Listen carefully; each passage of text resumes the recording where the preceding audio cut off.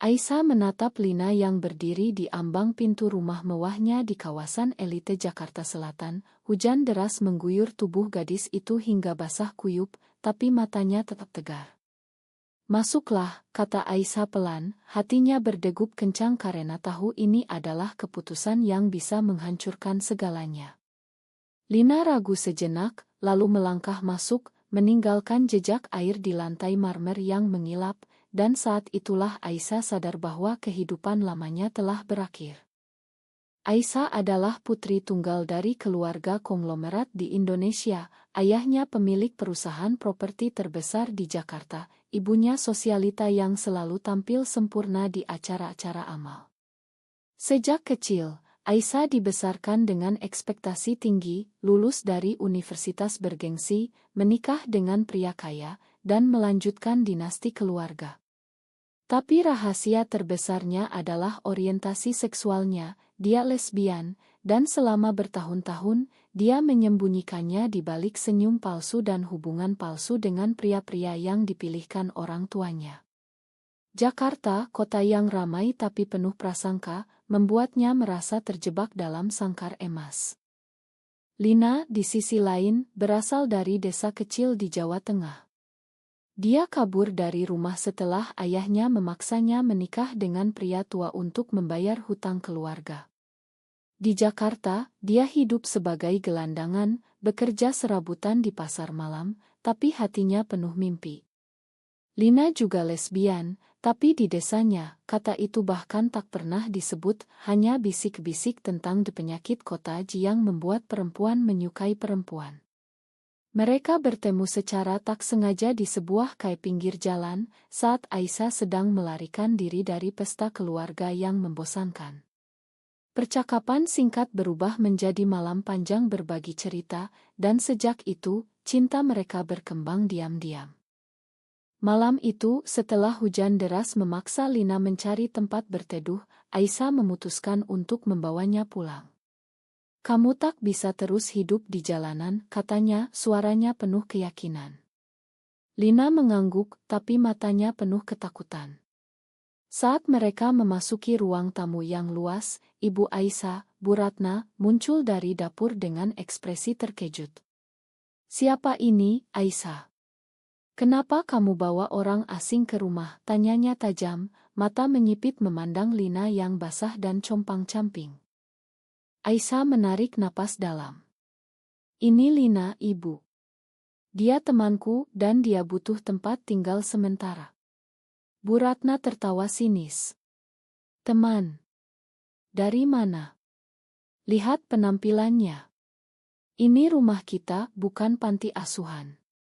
Ayah Aisyah, Pak Budi, yang baru pulang dari kantor, bergabung dalam percakapan. "Apa ini?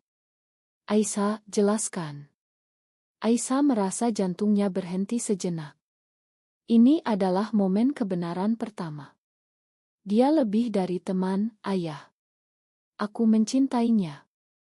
Kata-kata itu keluar begitu saja, dan ruangan menjadi hening. Keluarga Aisyah terpana. Bu Ratna menutup mulutnya dengan tangan, air mata mulai mengalir. "Apa maksudmu? Kamu suka perempuan? Ini pasti pengaruh buruk dari kota ini." Pak Budi marah besar. "Ini tak bisa diterima. Di Indonesia, keluarga kita punya nama baik. Kamu harus putuskan sekarang, pilih gadis ini atau kami." Ultimatum itu seperti pisau menusuk hati Aisyah. Lina berdiri diam, tangannya gemetar, tahu bahwa kehadirannya telah memicu badai. Malam itu, Aisyah dan Lina duduk di kamar Aisyah, dinding-dinding mewah terasa seperti penjara. "Makan aku," bisik Lina. "Aku tak mau jadi beban." Aisyah memeluknya erat. "Ini bukan salahmu. Aku yang memilih ini." Tapi dalam hati, Aisyah bergulat dengan konflik batin. Apakah dia siap kehilangan segalanya? Warisan keluarga, keamanan finansial, dan rasa aman dari masyarakat yang konservatif. Di Indonesia, di mana agama dan tradisi mendominasi, hubungan sesama jenis sering dianggap tabu, bahkan dihukum sosial. Keesokan harinya, Bu Ratna memanggil Aisyah ke ruang keluarga. "Kamu harus pikirkan lagi. Lina itu siapa? Dari desa, miskin, tak punya masa depan. Ini bukan cinta, ini pemberontakan." Aisyah merasa marah bercampur sedih. "Ibu, cinta tak kenal status. Lina memberiku kebahagiaan yang tak pernah kurasakan." Tapi Bu Ratna tak bergeming. "Keluarga ini tak akan terima. Kamu akan diusir jika tak berubah." Konflik mulai memuncak. Aisyah merasa terpecah antara cinta dan kewajiban ideal. Lina yang mendengar dari balik pintu merasa bersalah. Dia pernah mengalami penolakan serupa di desanya, ketika teman dekatnya mengetahui rahasianya dan mengkhianatinya. "Aisyah, mungkin aku pergi saja," katanya. Tapi Aisyah menolak. "Tidak. Kita hadapi bersama." Keputusan itu membawa mereka ke tahap baru. Aisyah mulai mencari cara untuk mandiri, mencari pekerjaan rahasia di sebuah ngoyang mendukung komunitas LGBT di Jakarta. Tapi tekanan semakin berat, teman-teman keluarga mulai bergosip, dan Pak Budi mengancam memutus dukungan finansial. Di tengah kekacauan, Aisyah bertemu dengan sahabat lamanya, Maya, yang juga lesbian tapi hidup dalam pernikahan palsu untuk menyenangkan keluarga. "Kamu berani sekali," kata Maya. "Aku tak pernah bisa seperti itu." Percakapan itu membuat Aisyah semakin yakin, tapi juga menyadari harga yang harus dibayar, isolasi sosial, ancaman dari masyarakat yang tak toleran. Lina sementara itu mulai bekerja di sebuah toko kecil, berusaha membuktikan dirinya layak. Konflik internal Aisyah semakin dalam. Setiap malam, dia bermimpi tentang masa kecilnya, di mana ayahnya selalu bangga padanya. "Apakah aku egois?" tanyanya pada diri sendiri. Lina mencoba menghibur, tapi dia sendiri bergulat dengan trauma masa lalu. "Di desaku, orang seperti kita dianggap kutukan," katanya. Mereka berdua saling mendukung, tapi tekanan dari luar mulai merusak hubungan mereka.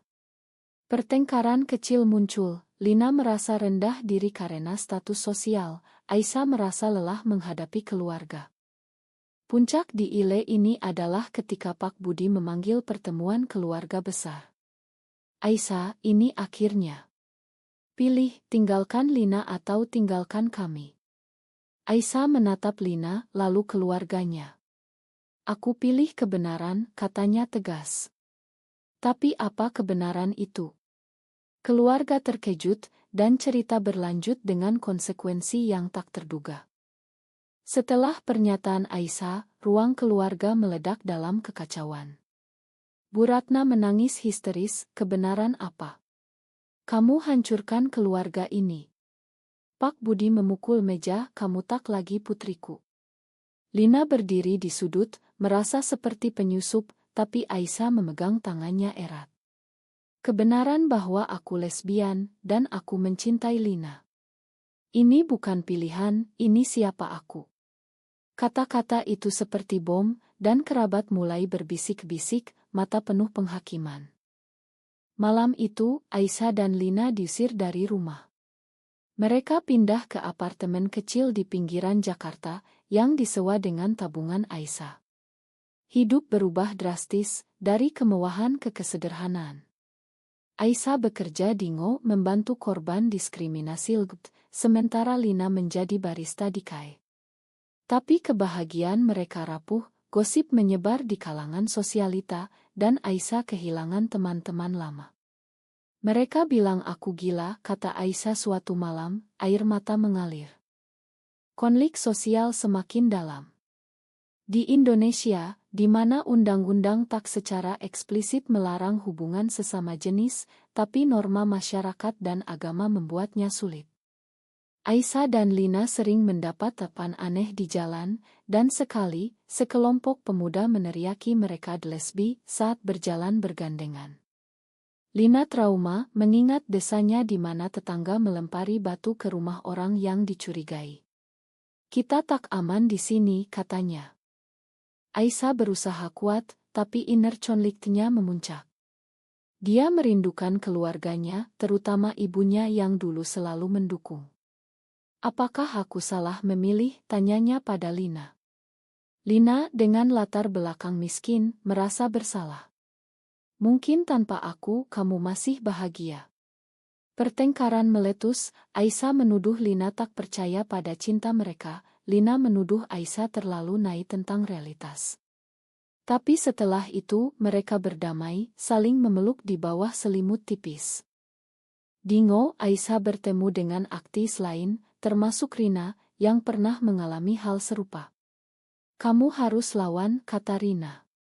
Di Indonesia, perubahan dimulai dari cerita pribadi. Inspirasi itu membuat Aisyah mulai menulis blog anonim tentang pengalamannya, yang perlahan mendapat perhatian. Tapi risikonya besar, jika keluarga tahu, bisa ada tuntutan hukum atas nama pencemaran nama baik. Sementara itu, Bu Ratna diam-diam mencari tahu tentang Lina. Dia menyewa detektif, dan menemukan bahwa Lina punya masa lalu kelam, ayahnya pecandu judi, ibunya meninggal karena sakit, dan Lina pernah dituduh mencuri di desa. Lihat, dia tak layak, kata Bu Ratna pada Pak Budi. Mereka merencanakan untuk memisahkan mereka, dengan menawarkan uang pada Lina agar pergi. Saat Lina dihubungi, dia tergoda, uang itu bisa membantunya mulai hidup baru. Aku tak mau Aisyah menderita karena aku, pikirnya. Betrayal mulai muncul. Lina bertemu Bu Ratna di sebuah kai rahasia. Ambil ini dan tinggalkan putriku, kata Bu Ratna, menyodorkan cek. Lina menatapnya lama, hati terpecah. Akhirnya, dia merobek cek itu. Aku mencintai Aisyah, bukan uang Anda. Bu Ratna marah, kamu akan menyesal. Lina pulang dan menceritakan semuanya pada Aisyah, yang marah tapi juga bangga. Kamu pilih aku, kata Aisyah, tapi kepercayaan mereka retak sedikit. Tekanan meningkat ketika Pak Budi menggunakan koneksinya untuk mempersulit pekerjaan Aisyah. Ngonya mendapat ancaman dari otoritas lokal, dengan alasan promosi gaya hidup tak bermoral. Aisyah harus memilih lanjutkan advokasi atau mundur untuk keselamatan. Ini harga yang harus kubayar, katanya tegas. Lina mendukung, tapi khawatir. Mereka mulai menghadiri pertemuan komunitas bawah tanah di Jakarta, di mana mereka bertemu orang-orang serupa, berbagi cerita tentang penolakan keluarga dan diskriminasi. Di tengah itu, Aisyah mendapat telepon dari Maya, sahabatnya. Keluargamu sedang rencanakan sesuatu besar. Hati-hati. Ternyata, Pak Budi ingin memaksa Aisyah kembali dengan mengancam Lina secara hukum, menuduhnya mempengaruhi. Konflik etis muncul, apakah Aisyah harus bohong untuk melindungi Lina, atau tetap pada kebenaran? Dia memilih yang terakhir, tapi itu membawa mereka ke pengadilan opini publik. Ile ini berakhir dengan klimaks kecil. Aisyah dan Lina dihadapkan pada demonstrasi kecil antil di depan apartemen mereka, diprovokasi oleh gosip keluarga. Mereka bersembunyi, tapi Aisyah berkata, kita tak bisa lari selamanya. Keputusan untuk melawan semakin kuat. Badai semakin mengganas. Setelah insiden demonstrasi, Aisyah dan Lina memutuskan untuk pindah ke daerah yang lebih aman di Bogor, pinggiran Jakarta. Tapi masalah mengikuti, blog Aisyah menjadi viral, dan identitasnya bocor. Media lokal mulai menulis tentang deputi konglomerat yang memberontak, dengan sudut pandang negatif. Ini pengaruh Barat, tulis salah satu artikel. Aisyah merasa terpukul, tapi juga termotivasi. Setidaknya suaraku didengar, katanya pada Lina. Konflik internal Lina memuncak. Dia mulai meragukan diri, aku dari bawah, kamu dari atas. Mungkin kita tak cocok. Trauma masa lalunya muncul, dia ingat bagaimana desanya mengucilkannya setelah rumor tentang orientasinya. Aisyah mencoba meyakinkan, cinta kita melampaui itu. Tapi pertengkaran semakin sering, dan sekali, Lina pergi semalam, tidur di jalanan lagi. Aisyah panik mencarinya, dan saat bertemu, mereka berpelukan di bawah hujan, berjanji tak saling tinggalkan. Keluarga Aisyah tak menyerah. Bu Ratna, yang sebenarnya mulai ragu setelah melihat Lina menolak uang, mulai mempertanyakan keyakinannya. Apakah aku salah, pikirnya. Dia diam-diam membaca tentang isu, tapi Pak Budi tetap keras. Ini soal nama baik keluarga, katanya. Mereka mengadakan pertemuan dengan ulama lokal yang menasihati untuk menyembuhkan Aisyah. Rencana penculikan bahkan terlintas, tapi Bu Ratna menolak. Di sisi lain, Aisyah bergabung dengan gerakan advokasi lebih besar. Dia berbicara di acara rahasia, berbagi cerita tentang tekanan masyarakat Indonesia terhadap komunitas LUT. Kita bukan penyakit, kita manusia, katanya. Lina mendukung dari belakang, tapi merasa tak aman. Suatu hari, Lina dihadang oleh orang suruhan Pak Budi. Pergi dari Aisyah, atau kami buat hidupmu neraka. Lina takut, tapi tak cerita pada Aisyah, takut membebani. Betrayal datang dari dalam. Maya, sahabat Aisyah, ternyata dibayar oleh Pak Budi untuk memantau. Saat Aisyah tahu, hatinya hancur. Kenapa, Maya, tanyanya. Maya menangis, aku tak punya pilihan, keluargaku butuh uang. Pengkhianatan itu membuat Aisyah mempertanyakan semua hubungan. Siapa lagi yang bisa kupercayai? Lina menjadi satu-satunya penyangga, tapi hubungan mereka tegang.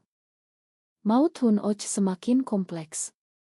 Aisyah dihadapkan pada pilihan, kembali ke keluarga dan bohong tentang orientasinya untuk melindungi Lina, atau lanjutkan perjuangan dengan risiko kehilangan segalanya.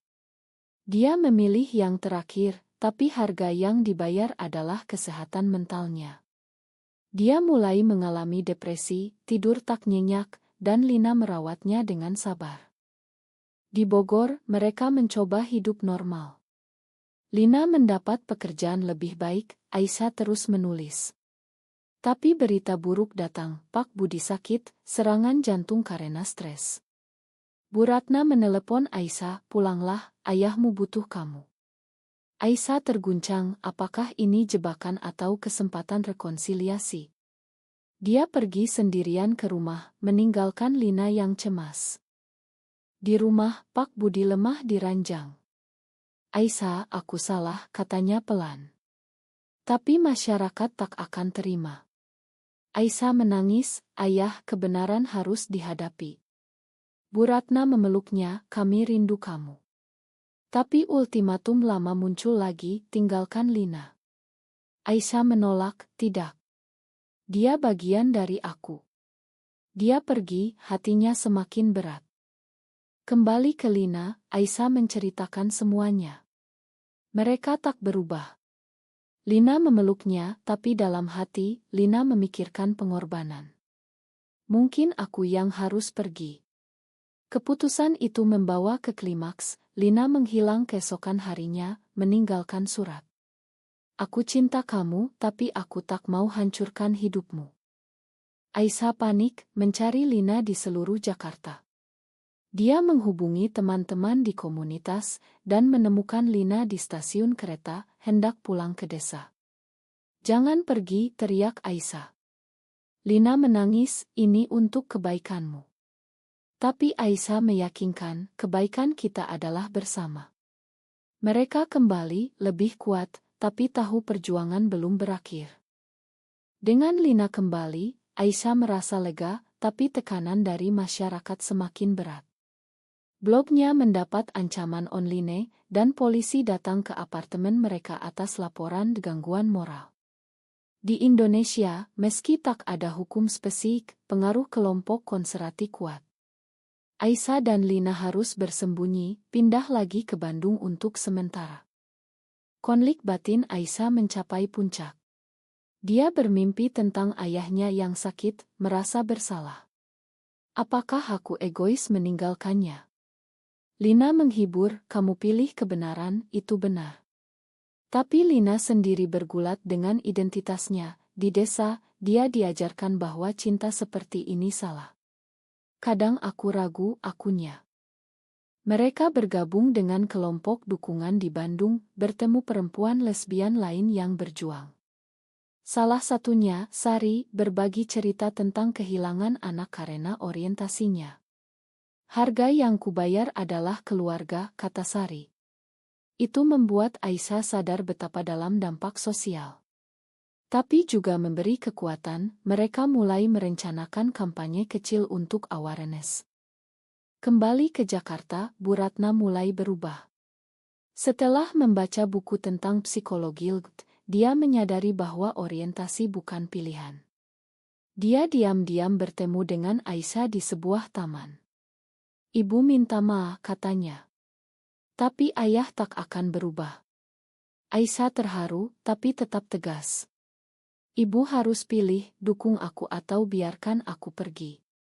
Bu Ratna ragu, tapi ini adalah turning point.